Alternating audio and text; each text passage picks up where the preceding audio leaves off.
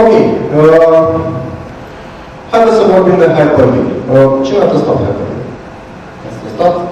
Ați fost mulțumiți? Ce părere ați avut? Ok?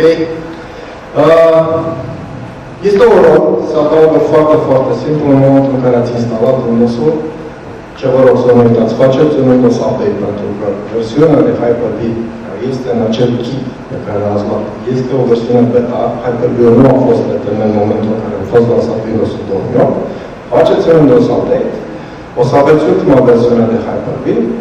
Pur și simplu, puneți o bifă, spuneți vreau de Hyper-V, sunt două next-uri și cam asta este. Urmează vreo două restart-uri și cam atât.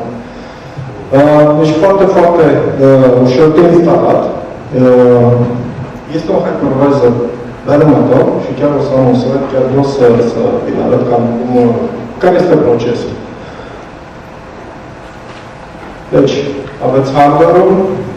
Practic, asta este instalarea normală de Windows 2008. În momentul în care ați pus rolul, ați instalat rolul de Hyper-V, vedeți unde se pune hypervisorul, în RIC-1, și practic, instalarea de Windows 2000 rulează ca o mașină virtuală.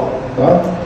Și Windows 2000 care rulează o mașină, rulează o mașină virtuală în parent partition.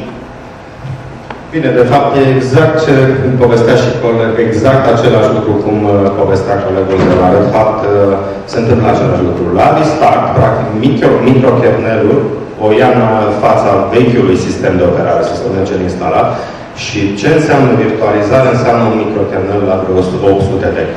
Asta ar fi mărimea. Nu că am mai văzut comparații, practic se compară kernelul unui producător cu kitul de Windows 2008 și e o comparație nedreaptă. Practic, microkernelul, tot ce susține virtualizare la vreo 800 de K și acela se așează direct pe fier.